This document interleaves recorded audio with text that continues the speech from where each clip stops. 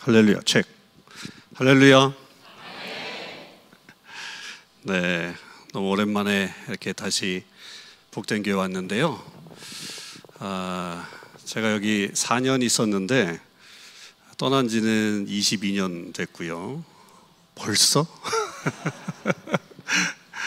5배가 넘었는데, 있었던 시간보다 5배가 넘었는데, 부천에 오면 참 마음이 편해지는 것 같아요. 이렇게 고향에 온 것 같고.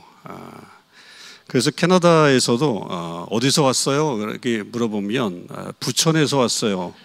그러면 이렇게 뭔가 더 챙겨주고 싶고, 부천, 소사, 심지어 부평, 인천까지 이렇게 가깝게 느껴지는 어떤 그런 느낌들이 있어서 참 좋습니다. 오랜만에 일찍 좀 교회에 오기 위해서 중동에 잠깐 들렸는데, 저는 22년 만에 처음 가보는 거거든요. 왜 그렇게 많이 바뀌었어요? 언미동은 이 골목은 많이 안 바뀐 것 같은데 중동은 뭐 상당히 많이 바뀌었더라고요.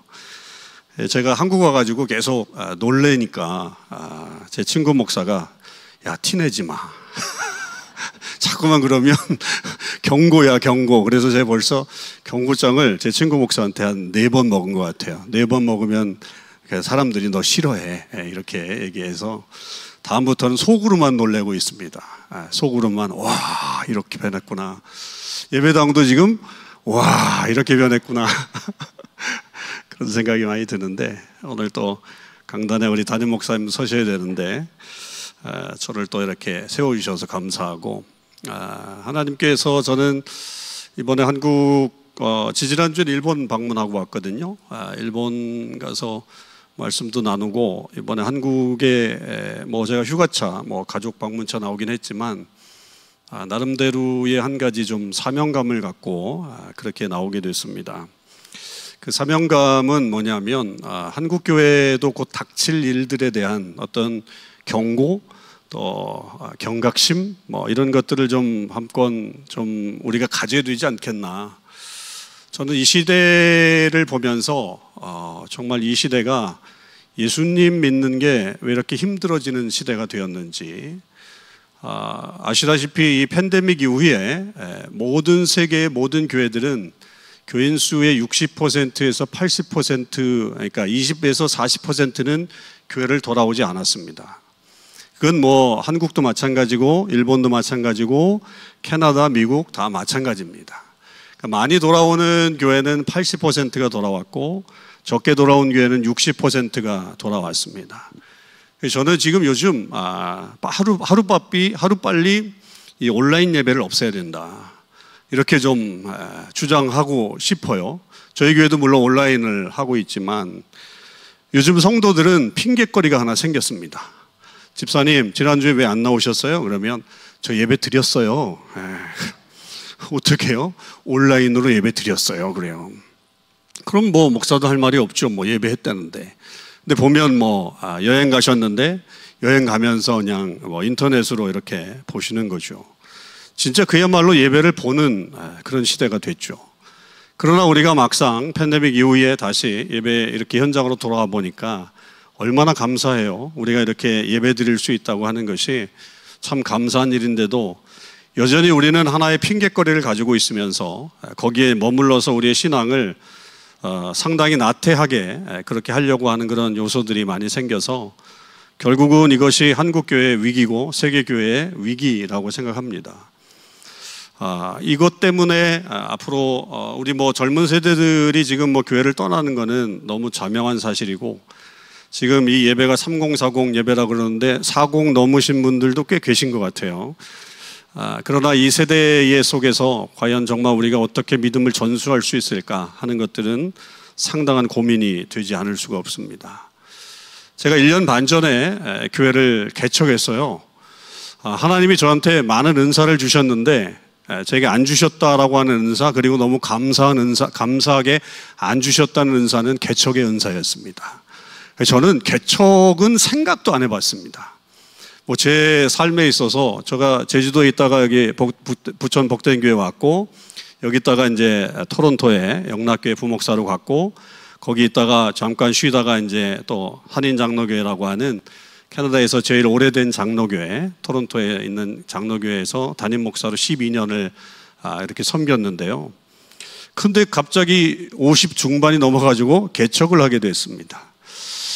하나님, 저는 은사가 없습니다. 저는 이거 안 할랍니다. 저는 그냥 도망갈랍니다 라고 하는 생각을 하고 있었는데, 하나님께서 저를 강권하셔서 1년 반 전에 개척을 하게 돼서 지금은 우리 예배당도 없고 백인교회 예배당 빌려서 오후 2시에 예배를 해요. 그래서 우리 성도들이 늘 아침 예배, 오전 예배 드리던 성도들이 오후 2시에 예배를 드리니까 너무 주일날 아침에 시간이 안 간다고, 목사님 이 시간을 어떻게 해야 합니까?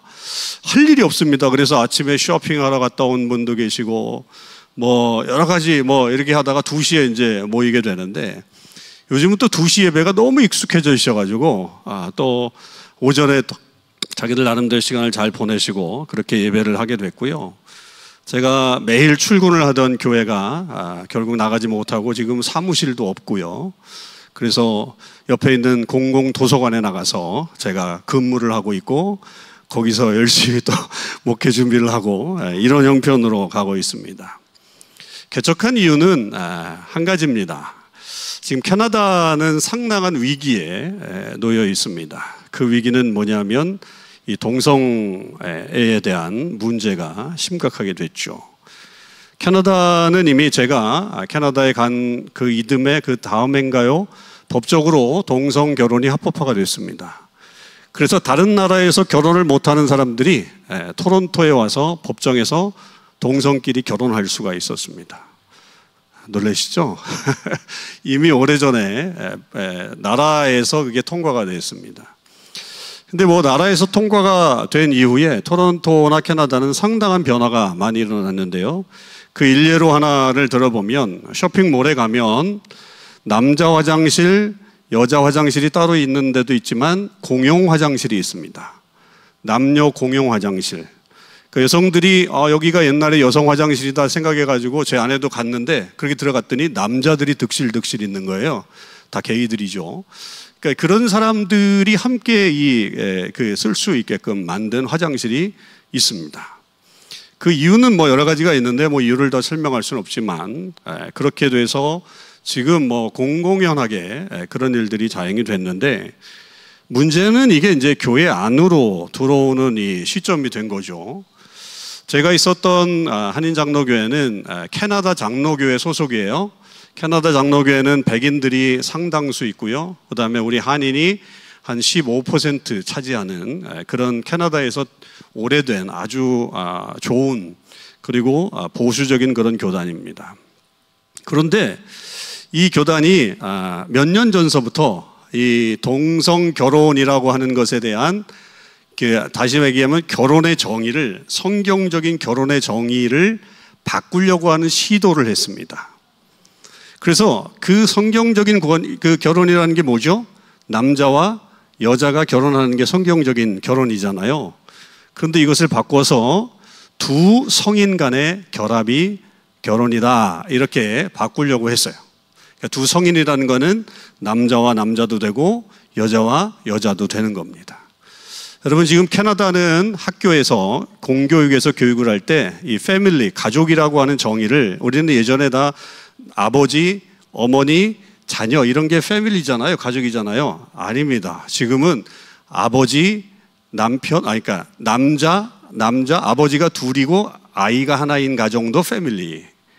엄마, 아이가 있는 가정도 패밀리. 이게 공공연하게 가르쳐야 합니다. 이걸 안 가르치면 선생님이 그 학교에서 위험해집니다. 교장이 경고를 먹거나 아니면 이 선생님에게 불이익이 가해지는 그런 시기가 됐죠. 그런데 이게 그 교회 안에도 들어오면서 이분들이 두 성인 간의 결합이라고 하는 것을 해야 된다라고 하는 것으로 이제 법을 바꾸려고 했던 거예요. 그리고 또 하나 이슈는 동성애자를 목사 안수와 장로 안수 할 수 있다라고 하는 이 법안을 너무 놀라는데 과잉 반응으로 잘 드셔야 됩니다. 여러분, 한국교회는 곧 옵니다. 이게 제가 경고를 하던데 정말 이게 몇십 년 안에 올 수 있는 그런 일들입니다. 우리가 대비하지 않으면 안 되는데, 그렇게 됐더니 한국 목사님들은 문화적으로나 성경적으로 이것을 믿을 수가 없잖아요. 받아들일 수가 없단 말이에요. 그래서 총회석상에서 이분들이 나왔어요. 총회하다가. 그래서 이 백인들이 깜짝 놀란 거죠. 아, 한국 목사님들이 세구나. 그래가지고 어떻게 만들었냐 하면 법을 아주 교묘하게 만들었어요. 남자와 여자의 결혼, 성경적인 결혼 하나, 이쪽에는 두 성인 간의 결혼, 이렇게 그걸 해놓고 혹은 선택할 수 있게 만들어놨어요. 양심의 자유에 의해서 선택할 수 있다. 그렇게 만들어 놓은 거예요. 그러니까 이거는 완전히 헷갈리는 법이죠. 근데 이들의 지금 가는 길은 두 성인 간의 결합이 이들이 원하는 거예요.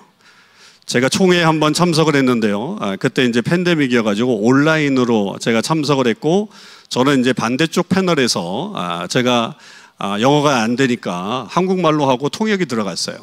통역이 들어가서 뭐 짧은 한 2분 정도 제가 이제 발언을 했는데, 나중에 들어본 얘기는 작년인가 재작년에 제가 다시 들었는데 그 이야기를 목사님 왜 그렇게 세게 얘기했어요? 그래서 백인들이 정말 네 통역 제대로 한 거냐라고 그렇게 제가 통역했던 목사님한테 그런 얘기를 들었다고 그래요. 근데 저 정말 세게 얘기했거든요.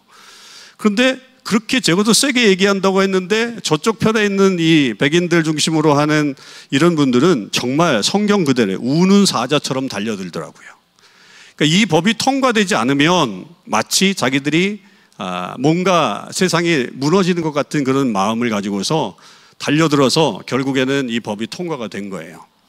그래서 두 성인 간의 결합이든지 남녀의 결혼이든지 내 양심의 자유에 의해서 선택할 수 있다. 그게 하나고, 그 다음에 동성애자를 목사 안수와 장로 안수할 수 있다라고 하는 게 통과가 됐어요. 그리고 그 이듬해에 총회장이 게이가 됐어요. 이런 일들이 벌어졌어요. 실제적으로 벌어졌어요. 그러니까 뭐 이런 교단에 과연 내가 남아 있어야 될 것이냐, 과연 있을 수 있겠느냐. 원래 그 캐나다 장로교회가 상당히 보수적인 교단이에요. 장로교 중에서도 상당히 보수적이었고, 100년 전에 그 교단이 원래 그 다른 교단에 들어갔다가 우리는 이 신학이 안 맞습니다, 너무 자유주의입니다 라고 하는 생각을 가지고 있어서 나와서 보수적인 신앙을 가지고 있었던 교단인데 100년 후에 이런 일이 벌어진 겁니다. 이게 남의 일이 아니라는 거죠. 그러니까 이게 지금 시대적인 흐름 속에 머물러 있는 그런 이야기이기 때문에 이 흐름이 이 한국으로도 넘어올 거고 아마 다 갈 거예요. 이들이 주장하는 이 동성애자들에 대한 견해, 물론 여러분 동성애자들만 죄인이 아닙니다. 우리 모두 다 죄인이에요. 그건 알고 계셔야 돼요.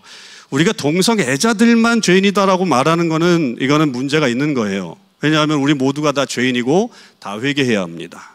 다 회개할 죄인들인데, 그런데 이제 이런 것들이 이제 계속적으로 어떤 흐름 속에 이렇게 나오게 되면 결국에는 이 문제가 어디로 가느냐 하면 이 사람들이 주장하는 거는 정의입니다. 정의, 저스티스. 이 정의가 있어야 된다, 우리 크리스천이. 그 다음에 사랑이 있어야 된다. 근데 뭐 한국은 지금 인권으로 그것을 얘기하잖아요. 사람의 권리다라고 얘기하면서 나오는데 그게 큰 주장이에요. 한국 목사님들이 너무 반대하니까 이분들이 몇 년 전서부터 한 10년 된 것 같아요. 그 팜플렛을 만들었어요. 그래서 동성애라고 하는 것에 대한 교육 방침을 내려왔어요. 한국 교회 특별히. 왜냐하면 한국 사람들은 무식하다, 아직도 깨우치지 않았다라고 하는 생각을 가지고서 우리를 교육시키려고 그렇게 왔어요. 그래서 뭐 저희도 공부하고 막 그렇게 됐는데 뭐 이건 뭐 받아들일 수 없는 상황이라서 결국에는 그렇게 해서 나오게 됐는데, 여러분 이 문제가 근데 이제 많은 한인 교회들이 아직도 나오지 않고 그 교단에 있긴 있어요. 뭐 우리 교회도 저희가 이제 심호했던 교회가 말씀드린 대로 캐나다에서 가장 오래된 장로교회였고 또 나름대로 규모도 있고 또 여러 가지가 있지만, 여러 가지 이유들 중에 하나는 두 가지 이유인데요. 하나는 저희들 재산이 한 120억 돼요. 그 우리 교회 프로퍼티가.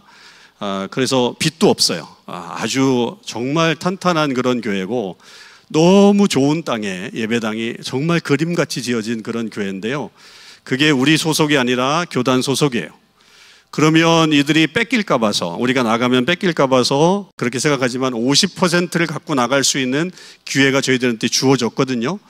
제가 이제 그것을 토대로 다 설교하고 얘기했지만, 그러나 그 50%를 우리가 갖는다라고 생각하지 못한 교인들이 우리가 뺏긴다, 이걸 뺏기는 거다라고 생각을 해서 결국엔 남아서 계시고, 우리가 그거를 안 하겠다라고 하는 분들만 한 50%가 나와서 교회를 개척하게 된 거예요. 아무것도 안 갖고 나왔어요. 아무것도. 정말 일원 한 장, 일원도 한 장이 아니죠. 일원 한 푼. 뭐 하여튼 그 하나도 안 갖고 나오면서 교회를 개척했는데, 하나님이 1년 반 이렇게 했는데 정말 놀랍게 역사하셔서 지금은 우리가 재정도 흑자로 다 돌아섰고 놀라운 일이 벌어졌어요. 광야로 나오면 힘들 것 같았는데, 뭐 우리가 한 주 만에 나왔거든요. 교회를 뭐 준비하고 나온 게 아니었어요. 뭐 저도 여러 준비를 좀 하고 나왔으면 좋겠다 생각을 했는데 예배당도 없이 나왔어요. 어디 가서 예배를 해야 될지. 다음 주에 8월 셋째 주에 제가 그 이야기를 하고 한 달 있겠다 그랬더니 교인들이 아닙니다 목사님 다음 주로 사임하세요. 그래가지고 그 다음 주로 사임을 했는데 어딜 가서 예배를 해야 될지 모르겠는 거예요. 그래서 8월이고 9월이니까 캐나다 날씨가 좋으니까 정 없으면 야외에서도 예배를 해야 되겠다, 그렇게 생각을 하고 준비를 했는데, 마침 우리 교회 장로님 중에 한 분이 장의사가 계셨어요. 근데 그 장의사 사장님이 그 주부터 이거를 주일날 아침에 자기가 장례를 안 하고 이 사회에 좀 우리가 개방해 주겠다, 그 시간이 딱 그 시간이었어요. 그래서 우리 교회는 첫 주 예배를 장의사에서 예배를 드렸어요. 장의사에서 죽음을 가장 가까이에서 볼 수 있는 그곳에서 그렇게 예배를 드렸는데, 성도들 전부가 눈물 흘리면서 예배 드리는 거예요. 하나님 너무 감사합니다. 그 좋은 예배당을 다 놓고 나왔는데도 불구하고 다 그렇게 서로 부둥켜 안고, 지금도 우리가 첫 예배 드렸던 화면이 있고 1주년 예배 드렸던 화면이 우리 온라인 유튜브에 있는데, 여러분 토론토 참소망교회 좋아요, 구독 눌러주시면 그 예배가 너무 감격적인 거예요. 정말 많이 울었어요. 하나님, 우리가 이렇게 광야로 나왔는데 하나님께서 이렇게 예배해 주셔서 감사하고, 그리고 그 한 달 안에 이제 예배당을 구해서 지금 이제 예배당을 구하고 있는데, 저도 뭐 사무실도 없어졌죠. 뭐 환경이 너무너무 변했고, 뭐 그런데도 불구하고 매주일 예배가 저희는 부흥이에요. 부흥의 형식으로 예배를 드리고 매주마다 세교우들이 거의 찾아오고 있고, 가장 획기적인 거는 저희 처음 예배 드릴 때 청년들이 6명 나왔거든요. 뭐 청년부가 뭐 그렇게 크지는 않아가지고 그랬는데 6명이 나왔는데, 지금은 40명 정도 예배해요, 청년들이. 그러니까 이 청년들이 이렇게 바뀌는 것에 대해서 제가 참 많이 고민하고, 좀 왜 이런 뜻이 있을까라고 하는 걸 봐요. 여러분, 그 어르신들이 재산 때문에도 못 나왔지만 또 하나는 무슨 얘기를 했냐면, 나는 괜찮습니다 그거예요. 나는 그거 반대합니다 그거예요. 여러분 무슨 심정인 줄 아시죠? 그러니까 내 때는 안 해도 된다는 거예요. 안 할 수 있다는 거예요. 여러분 지금 동성애 찬성합니까? 아마 여기서 여쭤보시고 물어보시면 다 난 반대입니다 그러면서 다 반대하실 거예요. 근데 만약에 교단이 그렇게 했을 때 교회 놓고 나가실 겁니까? 라고 했을 때 여러분은 어떻게 하시겠어요? 어떻게 하시겠어요?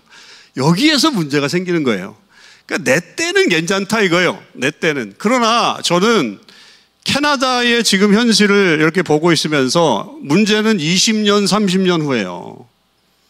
캐나다에 이미 연합교회라고 하는 교단은 30년 전에 이 동성애가 합법화됐어요, 교회가.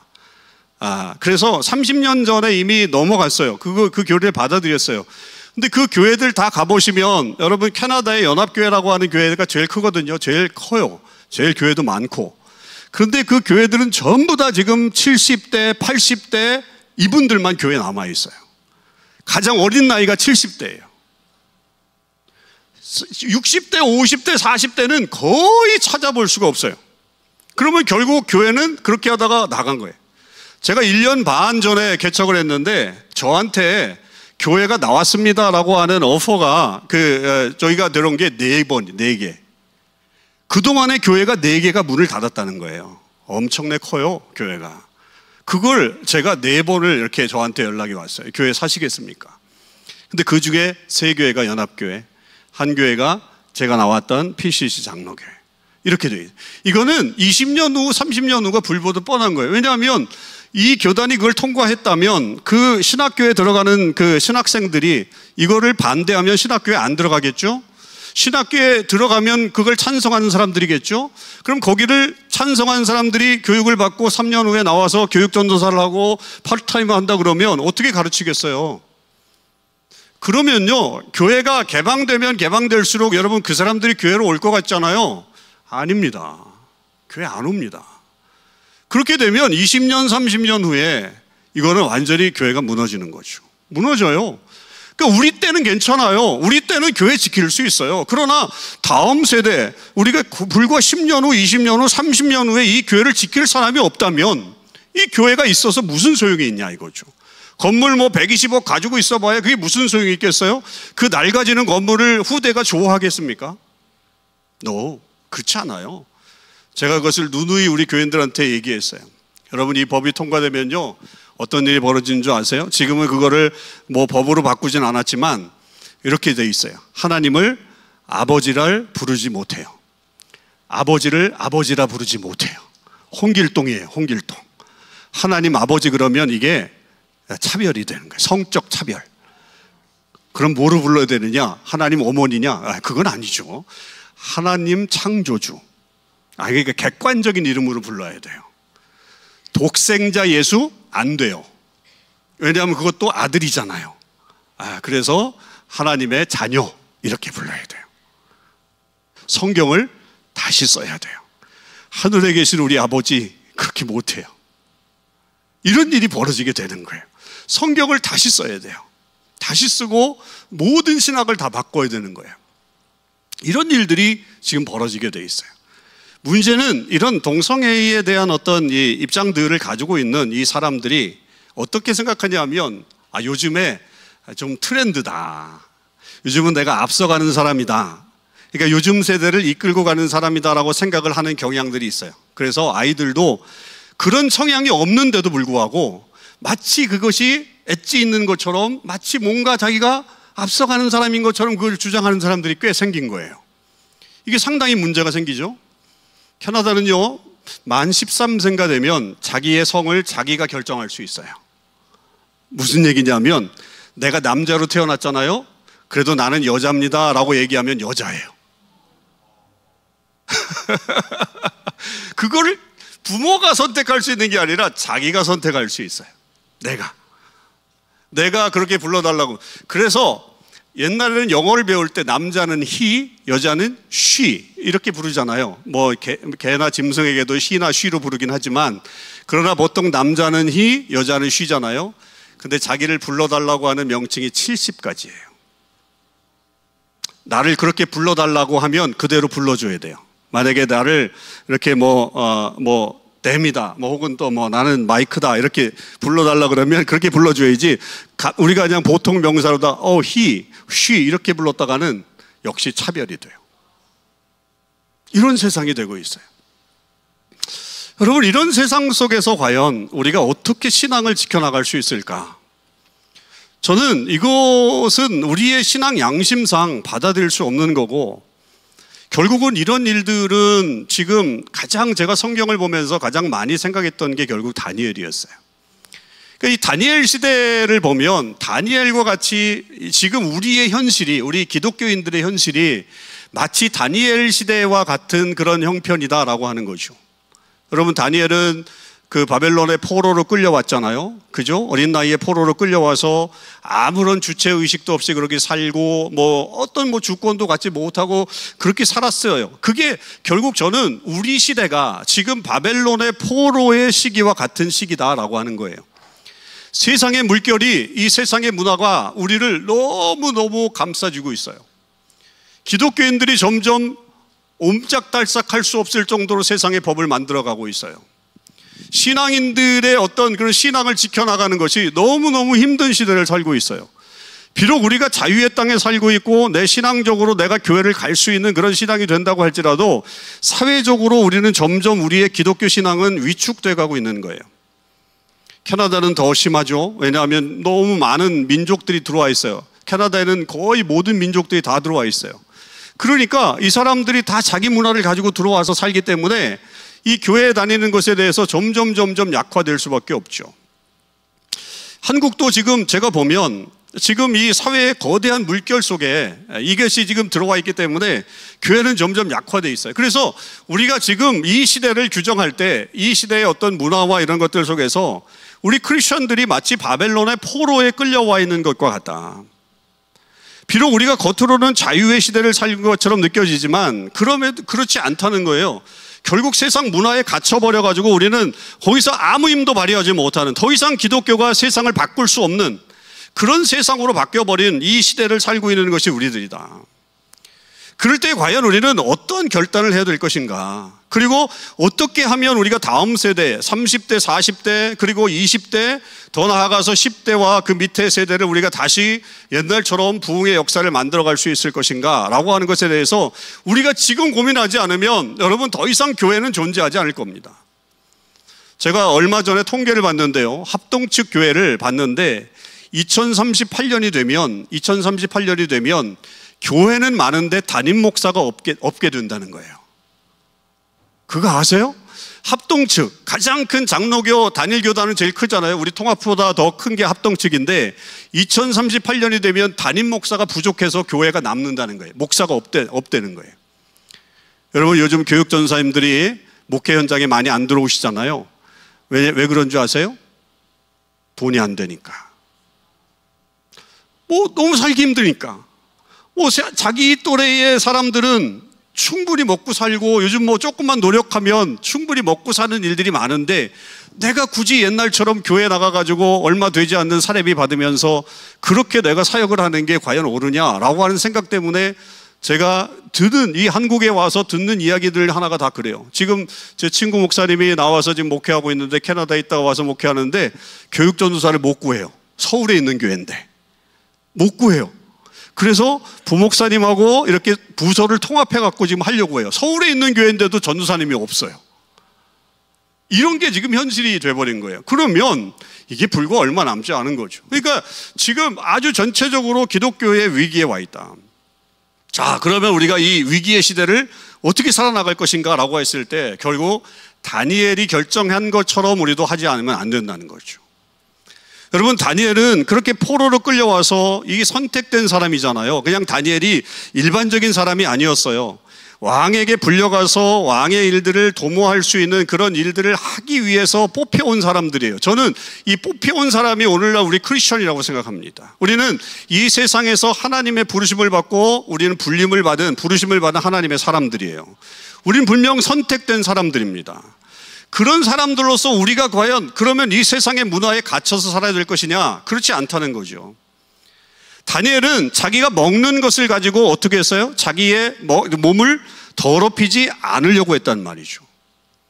먹는 문제가 중요한 문제일 수도 있지만 한편으로 보면 중요한 어떤 내 신앙의 요소가 아닐 수도 있는 거예요. 먹는 문제니까. 내가 느부갓네살이나 혹은 다른 이 바벨론의 신에게 절을 하는 것이라고 한다면 그거 거부할 수 있지만 먹는 문제는 조금만 양보하면 되는 거 아니겠어요? 그런데 다니엘은 이 먹는 문제를 무엇으로 봤어요? 신앙적인 문제로 봤어요. 아, 이것도 내가 하나님 앞에 정결해야 되는구나. 내가 이것서부터 하나님 앞에 정결하지 않으면 안 되겠구나라고 하는 그 마음을 가지고서 내가 이 먹는 것을 왕이 주는 음식을 먹지 않고 내가 우리 하나님의 율법에 써 있는 대로 내가 음식을 먹겠습니다라고 그렇게 결정을 했단 말이죠. 그렇게 됐을 때 이 다니엘 안에 있었던 마음은 뭐냐면 내가 이렇게 할 때 하나님께서 나에게 은혜를 주실 것이다 라고 하는 확신을 가지고 있었어요. 그 성경에 보면 그렇게 되어 있어요.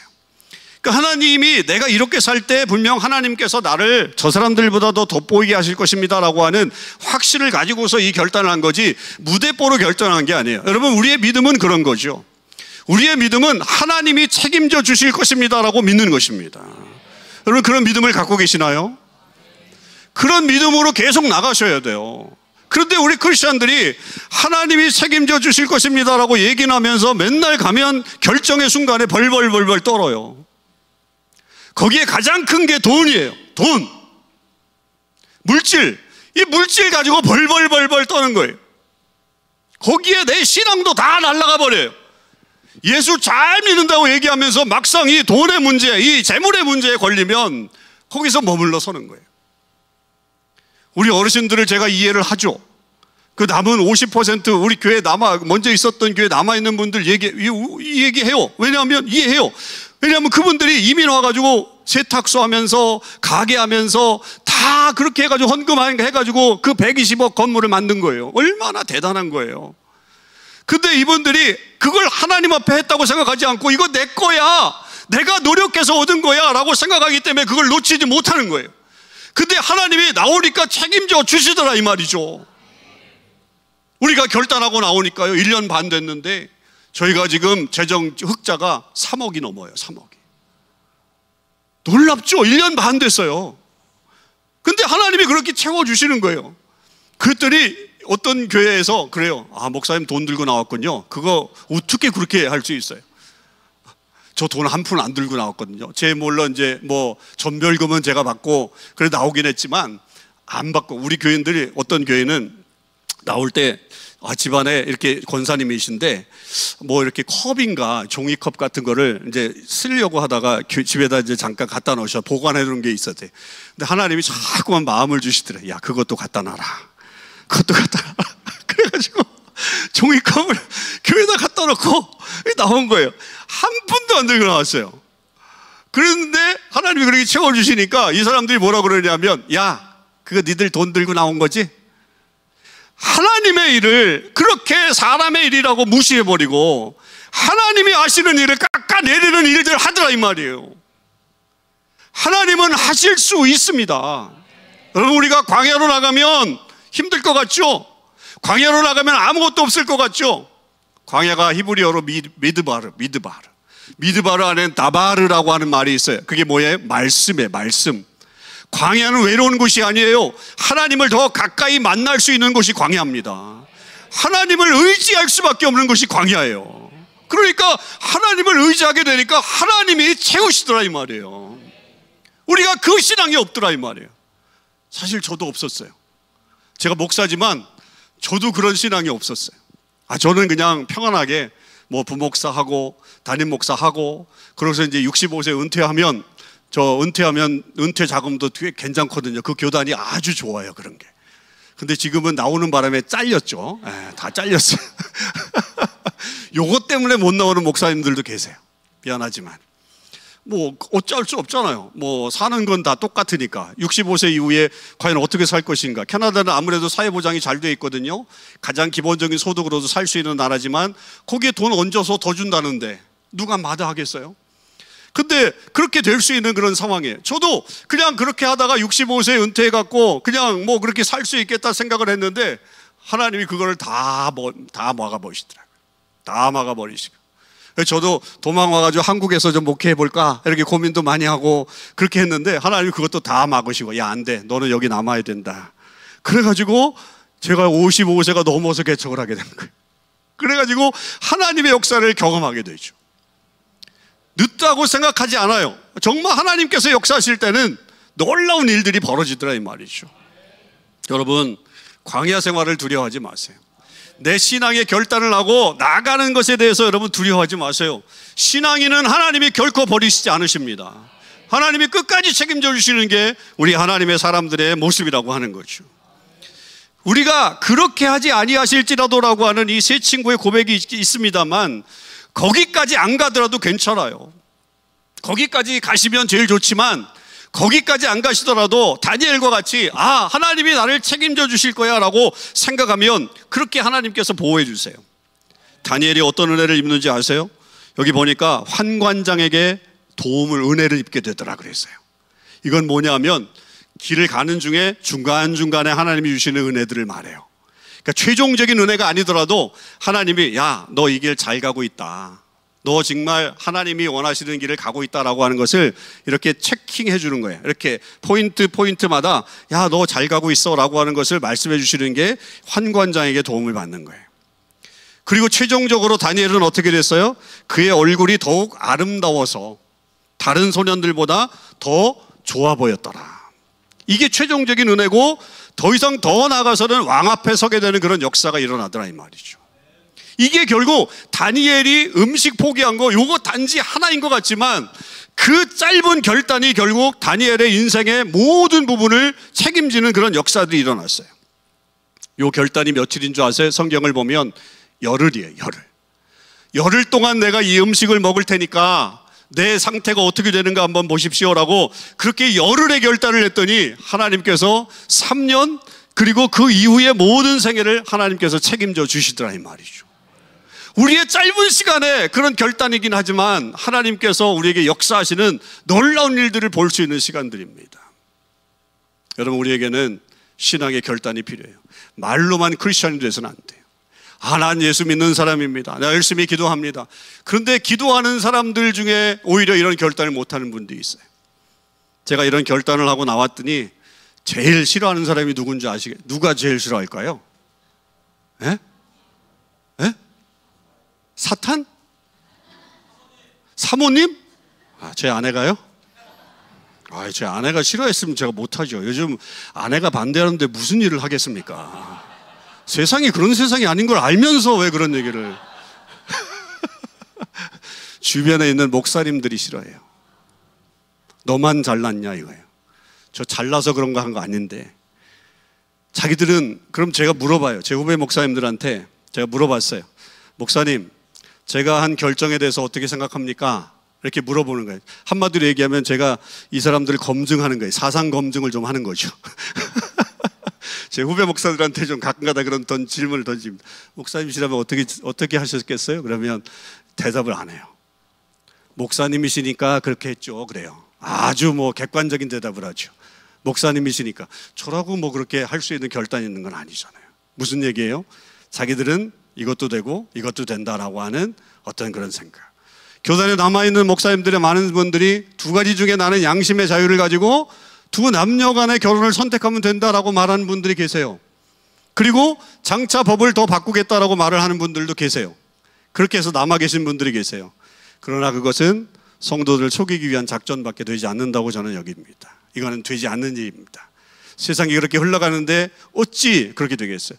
교단이 벌써 게이를 총회장으로 세웠는데 어떻게 그렇게 가겠어요? 말도 안 되는 얘기죠. 충격적인 얘기 더 할까요? 그 전 총회에서 한 10년 전 총회에서 동성애자가 한 명이 나왔어요. 목사 안수받겠다고. 총회가 거절했어요. 그때는 보수적이었어요. 총회가 안 된다. 이런 사람 목사 안수시키면 안 된다. 그래가지고 거절했는데 이번 총회를 통과한 다음에 제일 먼저 했던 게 뭐냐면 그 사람 찾아가서 사과해라 해요. 총회장이. 그래서 사과했어요. 그런 일들이 벌어졌어요. 이게 현실인 거예요. 그러니까 이런 일들이 벌어지는데 어떻게 그걸 돌릴 수 있겠어요? 이미 기차는 떠나버렸는데 우리가 할 수 있는 일들이 많지는 않지만 하나님이 제게 확신 주시는 것들은 분명 우리가 이 길을 가게 되면 마침내 하나님께서 승리하실 것이고 또 이 일을 통해서 하나님의 영광이 나타나게 될 것이라고 믿습니다. 저는 우리 교인들이 매주마다 요즘은 거의 새 가족들이 오거든요. 매주마다 찾아오고 이 소문을 듣고 찾아오고 그렇게 해서 지금 교회가 참 너무 매주마다 은혜의 예배를 드리고 있는데 무엇보다도 저는 젊은이들에게 사실은 제 그 희망을 걸어요. 저희 예배는요, 모든 예배마다, 제가 드리는 모든 예배마다 젊은이들을 위해서 기도해요. 2세들을 위해서 기도합니다. 다음 세대를 위해서 기도합니다. 왜냐하면 희망은 여기에 있기 때문에. 사실 우리는 이대로 살다가 예수님 오시면 그냥 할렐루야로 갈 수 있어요. 근데 여러분 보세요. 우리의 자녀들이 교회에 나옵니까? 우리의 손주들이 교회에 나옵니까? 안 나옵니다. 그런 시대가 되어버렸어요. 어찌 하시렵니까? 울면서 기도하지 않으면 그 세대들을 돌이킬 수가 없습니다. 이제는 깨어서 정말 그 자녀들을 위해서 하지 않으면 안 된다고 하는 거죠. 여러분, 오늘 이 말씀 정말 저는 기도할 때마다 이 바벨론과 같은 세상에 살고 있는 우리 자녀들에게 다니엘과 같은 믿음을 달라고 제가 기도해요. 여러분들도 그렇게 기도하시고 한국교회도 멀지 않았습니다. 지금이야 뭐 완강하게 거부하지만 시대가 점점 바뀌어가면 젊은 목사님들 또 이게 생각이 좀 깨어있다고 소위 말하는 분들로 인해서 이게 서서히 아마 우리도 오염되고 또 바뀌어지게 될지도 몰라요. 대비하셔야 합니다. 그냥 내 신앙 내가 지키는 거 중요한 게 아니에요. 여러분 신앙은 여러분 다 지킬 수 있어요.